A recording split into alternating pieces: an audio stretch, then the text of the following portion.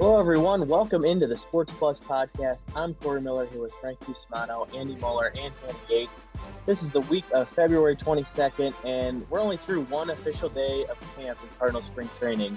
I'm already jealous of everybody down there. Although it was nice here. Pretty much all the snow around here melted today, but it doesn't beat Jupiter, Florida. And we'll start with the Cardinals. Get right into a couple things we're watching this spring. First off, the biggest thing, got to be that last spot in the pitching staff. We know what the roster is going to look like. We know who those first four guys are, but that last spot's going to get a lot of attention. Is it Carlos, Ponce, Reyes, John Gant? We can go around a little bit if anybody has a guy they particularly like. First off, Frank, though, this is Carlos Martinez's final year on his contract. He had an abysmal year. There's no other way to put it last year.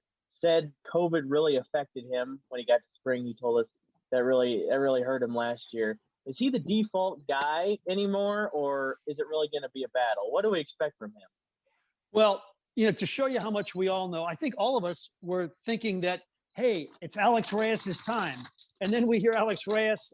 Andy had the soundbite last week where, I kind of like closing. And none of us really had much faith in Carlos. But right now, if somebody said you win a milkshake bet if you can choose the fifth starter, I'd pick Carlos. He actually did do well in the Dominican, and we know he has great stuff. It's his last year. And if, Alex Reyes is content to be, that eighth or ninth inning guy, then I guess Carlos makes the most sense. I tell you what, though, I talk to people all the time that say that John Gant would be really good in that spot. And Ponce has been good.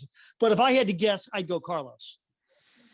I agree with that. I think without saying as much, I think the Cardinals really are very comfortable with the Swiss Army knife approach that John Gant brings to him, that he can fill a variety of roles. And I feel like they don't want to pigeonhole him and make him a rotation guy and create a problem somewhere else. Hannah, what do you think? I agree with that as well. I was going to say, I just have a gut feeling it's going to be Carlos Martinez just based on things that have been said, whether it be from Mike Schild or John Mozeliak. I do think Daniel Ponce de Leon would be the second option. I think John Gant's just an interesting situation, like you mentioned. I think he'll be more of that split role, though. I don't think he's really ready to step up into those shoes. And I know you mentioned Alex Reyes. I think we'll see him in the bullpen. I'm sure we'll talk about that as well. But can you imagine how exciting that would be just to have him as an actual option to be that fifth starter? But I just don't see that being the case yet. We've been waiting a long time. And as I've said multiple times on here, I am the conductor of the Alex Reyes hype train. So I'm really hoping we get to see him in a starting role soon. And next year, they're going to have to do something. There's going to be more than one spot open, presumably, with KK Kim's going to be a free agent. Who knows if Adam Wainwright's going to come back? This is Carlos's last year. But, yeah, I think it is setting up. It looks like it's going to be Carlos's. At least he's going to start out in front with it. I think if he pitches really well and you feel good about some of these guys and your depth, he might be a piece you could try and move at the deadline to somebody who needs pitching, because I think the chances are very, very slim he's a Cardinal after this year. There's no chance. There's no chance. Yeah, he's done. Just think of the number of Cardinals. You got rid of Fowler. This will be Carpenter's last year. This will be Carlos's last year. This will be Andrew Miller's last year. That's a lot of money, off that payroll. And it's a good thing because, as I talked with Bill DeWitt the third today, and look, they're gonna have about 30%, opening day, and who knows how long that's going to last. So an organization that's used to having 45,000 may have like 14 or 15,000. The money stream, we're not going to have a bake sale for them, but the money stream is not going to be the same once again. That's a good line, Frank. We haven't gotten to hear from Jordan Hicks yet. And while Alex Reyes says he likes closing, Hicks presumably is going to be the closer once he gets back ready. He may not be thrown right back in there right away, though. Hannah, who in the bullpen you think should maybe get some high leverage innings if Jordan Hicks maybe isn't quite ready to be that guy yet? So I think, honestly, it kind of depends on who earns that final, starting rotation spot, right? So we've talked about Jordan Hicks, Giovanni Gallegos. Andrew Miller, some of those guys who have already had that strong presence in the bullpen. I think Alex Reyes will be that guy. And, even like a John Gant, I don't think he'll be that fifth starter. So I think this is someone where you have that split role. If everyone remains healthy, then you have him in this role to where I think you can have a lot of leverage with him. I think you can place a heavier role with him in the bullpen. And I think that he's earned that chance to this point. So I think that's someone that really sticks out to me. I think Alex Reyes will deserve more of an opportunity given that he really remains healthy. I think he's someone that you can place a heavy workload on as well. So for years, we've been talking about if the Cardinals get Nolan Arenado, it's a foregone conclusion they're going to have to give up Nolan Gorman. It just seemed logical. That didn't have to happen. So now Gorman showed up early to camp this year, taking practice at second base and some other places, broaden his skill set because now it looks like he's going to be blocked at third base for a long time. Andy, where do you see him fitting in now that his future has kind of changed? I don't have a problem with him being at second base, because I'm just thinking of that, thinking of the offense coming out of that infield. And you could legitimately expect 100 home runs, from if you put Gorman at second with the other three guys. I'm reminded going back to when Michael Jordan was coming into the NBA draft, and the general manager of the Portland Trailblazers, who had the second overall choice, Hakeem Olajuwon, was the definitive number one pick. The Blazers had the second pick, and the GM, Stu Inman, was a friend of Bob Knight's, and he said, "Bob, what do I do? I mean, I need a center. Sam Bowie is out there, Kentucky, but he's injury prone, and then you got this Jordan guy, but he's only 6'6". Knight says, you got to take Jordan, and the GM says, well, but I need a center, and Knight says, play Jordan at center. He'll still be the best option that you have. I see the same thing for Nolan Gorman. Put him at second base. I would take that bat over any deficiencies that he would have, any defensive deficiencies. It's nice. You got to remember, ahead, Skip Schumacher played second base. Jeff Kent played his entire career at second base. Nolan Gorman came in a little bit lighter, and he gets the chance to work with Jose Oquendo. Yeah, look, if his bat is as good as we think it's going to be, and let's just say Tommy Edman still has a low on-base percentage and Gorman could provide 25 home runs, absolutely. I mean, Andy hit it on the head, is that you're not playing third base for the next 5 or 6 years. You're not playing first base for the next 4 or 5 years. You better bring your second baseman's mitt and learn the position and maybe learn how to play the outfield if you want to play for the Cardinals. And it wouldn't be a difficult switch for him to go back to third base if the situation arose where they dealt him to another team, or you get way down the line and he becomes a free agent and moves on to another team. Well, it's all good fodder, but I think it could all be a moot point once it rolls around and he finally gets here, because the Cardinals could very well have a DH position open, and I think he would look pretty good there. So can you imagine that if all these guys pan out to be what they're supposed to be, and you've got a Carlson, an Arenado, a Goldschmidt, and a Gorman anchoring that lineup? That sounds pretty good right now. I'd take it. What do we got next year? Oh, okay. So we'll have a lot more in-depth Cardinals talk coming up this spring training, of course. But right now, the last Cardinals thing is big question for Frank. What do you miss most about not being in Jupiter right now? And I think I know what it is, but I'm going to let you say it. Yeah. Well, there's no question. It's the Mahi Trio salad, where it's right across the ballpark. It's a restaurant right across from the ballpark. And you get this fresh mahi, you get shrimp, and you get scallops on this magnificent house dressing. It's a Jumby Bay. Let me tell you something. Tom Stasiak and I have probably spent 21 days down there at Tony Chambers and Tom Stasiak combination. And of my 21 lunches, I think 20 have been that salad. I miss it. I mean, if I had to choose between Monique and that salad, I would at least hesitate before choosing Monique. Oh, I'm sure she appreciates that. Yeah. Let's move on to the Blues. They keep chugging along, a bump in the road here and there along the way. As we record this, they still have the most points in the West, but they played more games because a lot of teams have had COVID issues. And, Andy, I don't think it's really been said enough just how short-handed the Blues have been this year. They have missed a lot of guys for decent stretches of time. That is very true. And so you have to be optimistic about the fact that they are able to reasonably, rack up points. Although, you hate to see them fall behind 4-1 to San Jose after, beating them the other night. Those second games continue to be a bit of a struggle for the Blues, but it speaks as well to the depth that they have, that with as many guys that they have banged up, they're able to continue to plug and play and have a reasonable amount of success.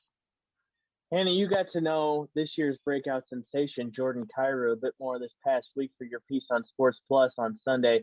He's usually a pretty quiet guy. You got him to open up. What are some things you learned about the Blues' second highest point scorer? Well, I learned that he's very comfortable when he has his father Aki around, and that was the game changer there. I just think it was a special experience to talk with someone about their backstory, and I think this is a player with a really bright future.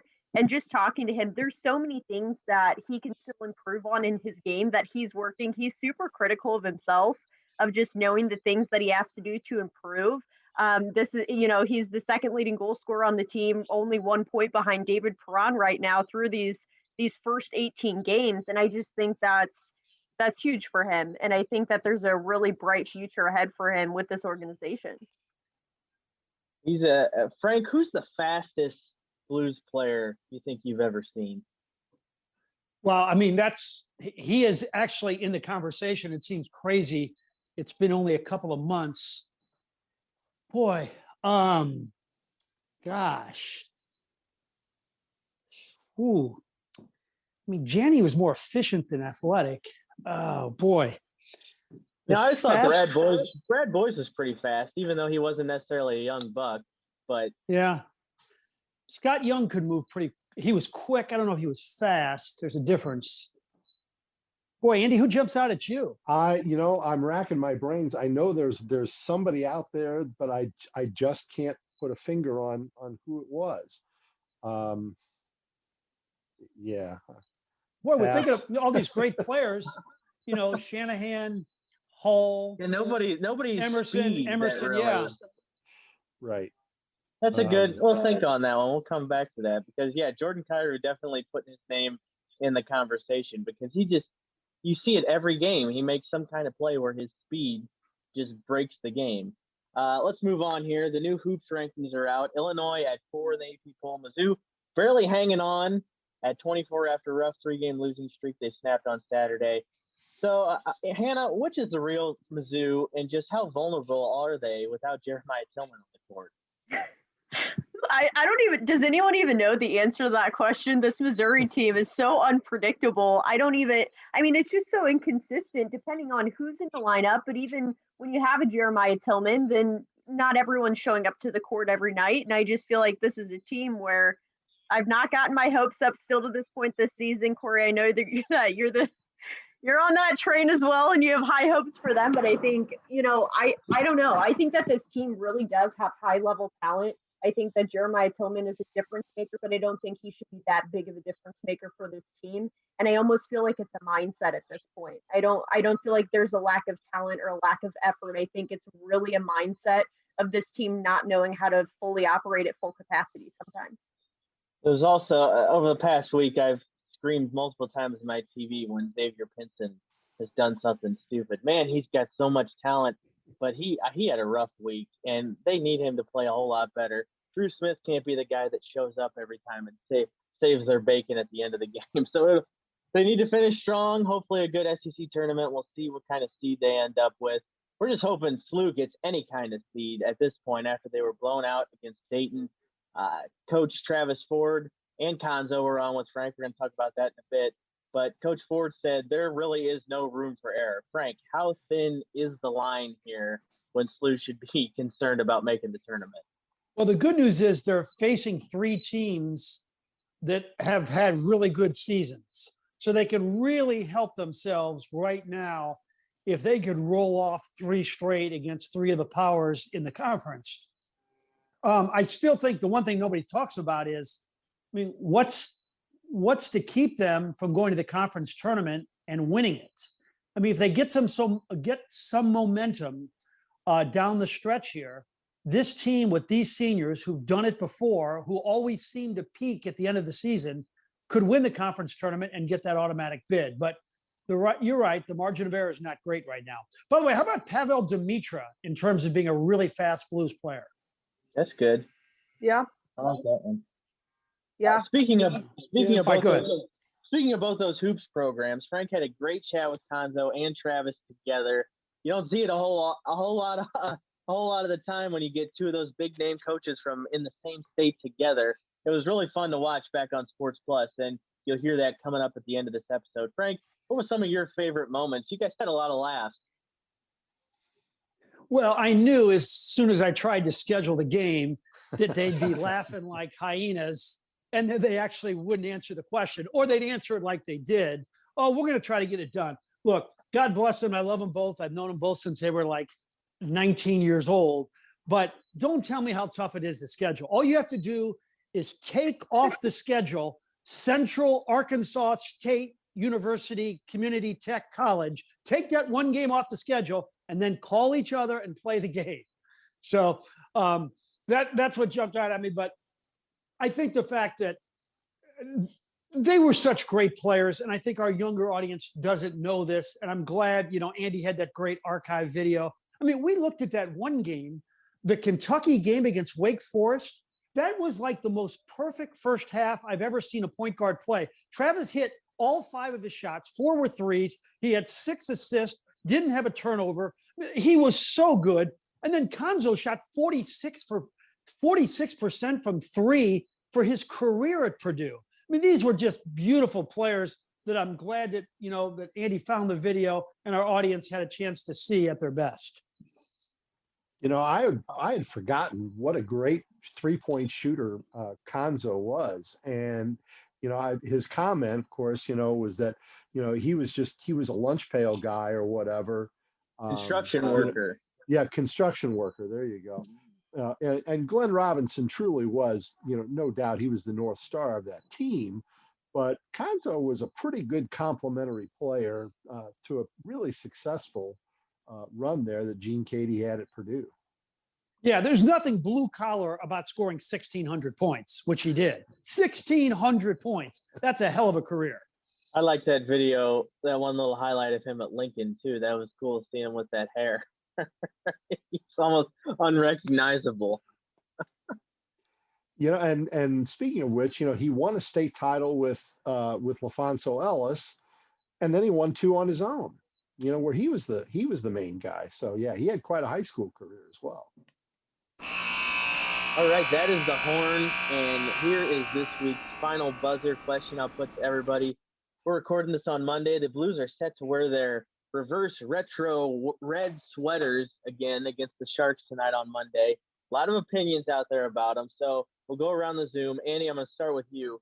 What's your favorite and least favorite St. Louis sports uniform that you've seen over the years? Any team? Well, there is, the secretariat, if we want to go back that far, of St. Louis sports uniforms was the Spirits of St. Louis, with the nice. Lindbergh plane swooshing across the chest of all the players. It was by far the greatest logo that we in St. Louis have ever had, with all apologies and due respect to the birds on the bats. We haven't seen anything like the Spirits of St. Louis logo. So that to me is number one going away. As far as the least favorite uniform, I would have to say it won them a Super Bowl, but the blue and gold Rams uniforms were not really my favorite. I really wanted them when they moved from LA to St. Louis. I really wanted them to go back to the blue and white uniforms that they had in the late 60s. I just thought they were clean and they were sharp and really nice. And unfortunately, they had to go back to LA to bring those back. Hannah? Sorry, I had to unmute there for a second. Almost had a technical difficulty again, but I feel like I have an unpopular opinion on this every time I talk to someone. So I like the Blues clown jersey. I like the 1985 sweater. I like the mid-90s sweater. I like all of that. I feel like that's the most unpopular opinion when I talk to people, but I like that. In terms of Cardinals, I was looking back because I feel like it had changed just in minuscule ways, like in the early 80s. And I like the 1981 jersey. I like the V-neck. I don't like the buttons. I felt like it was just like a cleaner look. They had a couple of stripes on there, and I just thought it looked kind of vintagey. And I was a fan of that. And in terms of the ones that I don't like, any powder blue or navy jersey worn by any team, I'm not a fan. I don't like the Blues powder blue. I don't like the Cardinals powder blue. Everyone loves those for whatever reason. I think it makes the team look super soft. Wow. Can I change my vote here real quick? Hannah struck on something, and Hannah, you can hate me for the rest of your life, but that mid '80s Blues uniform that Harry Ornest's wife came up was god awful. Love it so I mean, much. of all the things to do, you have this iconic blue note, and then over the top of it, you've got St. Louis. Oh, come on! Do you I really know. have to have that there? I know. It was different, but it's a vintage look, Andy. I'm a fan of that. Frank, what do you got? I actually like the Winter Classic, the powder blue. It's classic. I love it. And then the worst ones would definitely be the Rams and that blue and yellow. I mean, the blue and white that Roman Gabriel wore in LA, just so beautiful. I didn't mind the blue and gold, but the blue and yellow, even though they won with it, I was never a big fan. Andy stole my spirits one. The orange stands out, and the logo was just you couldn't beat it. But I think the Blue Note is one of the best logos in all of sports history. I love the Blue Note logo, so there's pretty much no Blues jersey I don't like. I'll tell you, Hannah, I like a good powder blue, but I like it when it's done right. And these current Cardinals powder blues are terrible, and I can't stand them. So that's probably my least favorite. The 80s Cardinal, the road powder blues I like and are kind of classic, but these current ones they tried to update. Not a fan. Yeah, I could agree with that. I feel like the one in the 80s, that one, it was like a bit deeper powder blue. Like it was just a different look to it. And they didn't call it powder blue back in the old days. They called it victory blue. So as I mentioned earlier, Frank's guests on Sports Plus this past weekend were Konzo Martin and Travis Ford, head coaches for Mizzou and SLU basketball together. Frank and the coaches talked about their playing days, the current season, and struggles, and oh yeah, if they plan on playing each other again someday. Here's the conversation. Okay, guys, let's get this out of the way.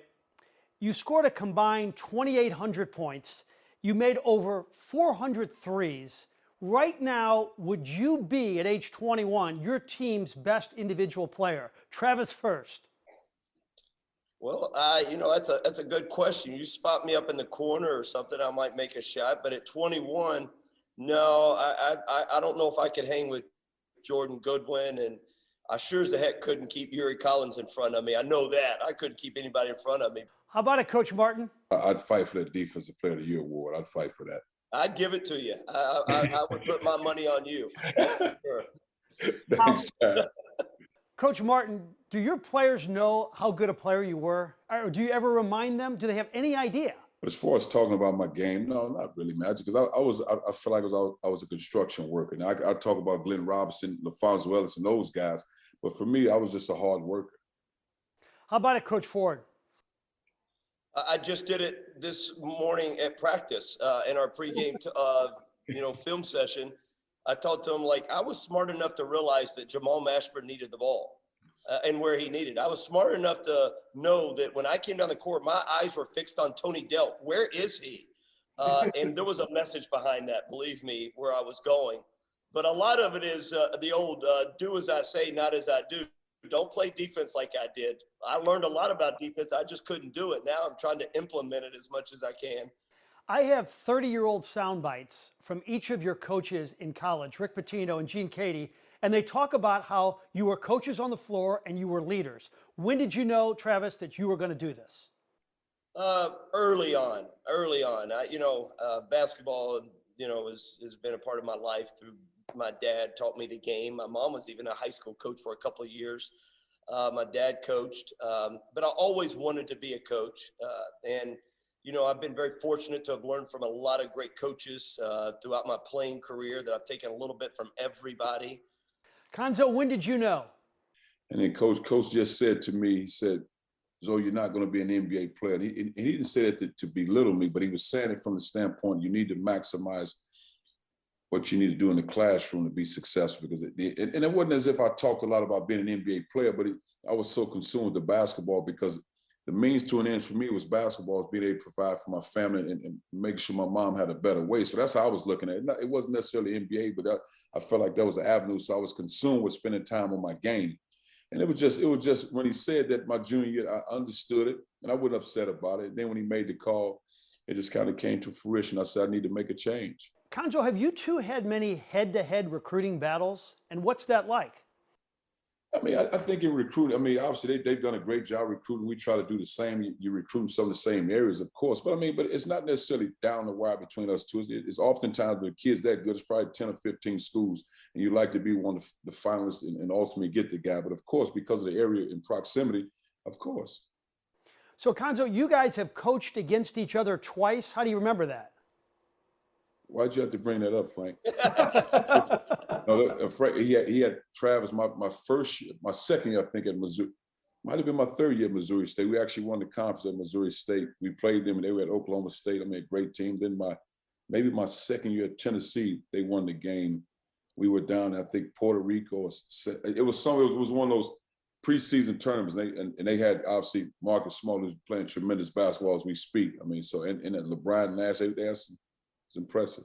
You know, I would be remiss in this interview if I didn't bring up the fact that many people would like to see you play again. Come on, Coach, what do you think here? I was wondering when you were going to get to that, Frank. I knew it was coming at some point. Oh, you know Frank. Frank will pull it. I mean, Frank, we've actually talked about it quite a bit. So I mean, that's for sure. And I think really just a matter, and obviously Trav can speak for himself. I just think it's a matter of when, because oftentimes, really, I know fans want it, but when you book certain games out in advance, and now we obviously Illinois, we got Kansas now, we have conference, November tournaments, that sort of thing. So just trying to find the dates to make it work for both parties. I think it'll happen in the future. We talk about it. I think we eventually want to get it done. It's just not as easy as people think sometimes. Nowadays you got all these different challenges and MTEs, as he mentioned. But we do talk about it. We know the fans want to do it, and it'll hopefully get done at some point. But, again, it's just not quite that easy. All right, let's talk about your teams right now. Coach, you've had a real good season at SLU. Rough night at the office on Friday. How do you see things moving forward? Rough night. That's putting it lightly. That's very nice. We just need to find our identity. That's a strange thing to say late February right now. But that's what we're in. That's how we feel. And luckily I've got some good leaders on our team that we're going to rely on. We just, we think we're still in a good spot to try to continue to get an at-large bid. We just got to take care of our business. There's very, very small room for error at this point. Konzo, you had to like what you saw on Saturday in Columbia, South Carolina, getting back Jeremiah Tillman, and just great balance throughout your lineup yesterday. Yes, man, they played well. They played together. And when we sharing the ball, not to say we have guys that play a selfish brand, but we sharing the ball and we defending. I think we're a high-level team because we're at best as a whole. Coach, what for you has been the most difficult thing about COVID-19 in this season at Mizzou? The most difficult thing is the unknown. I mean, think about it. You taking a COVID test, and okay, this guy can't practice. We've missed 2 games already. And just even in our league, just the ups and downs of the league. And I think the other part, man, as a competitive player, and Travis is that, we all know I don't like going into games and other guys' best players are out and you're missing games because of COVID. You know what I mean? Because everybody want to win. And I give you a prime example of Frank Martin, a guy who I respect and I admire as a coach. He's dealt with it throughout the season with the COVID. Man, how do you go to battle and get your guys up for practicing games? That's a hard thing to do. I just think with COVID, just so many unknowns, and I'm grateful to our guys just try to be accountable and do the things off the court to stay out of harm's way. Going through what we went through is there's no words to explain how difficult it was and what a challenge it is, and it's still going on. We're still seeing the effects of it through our players.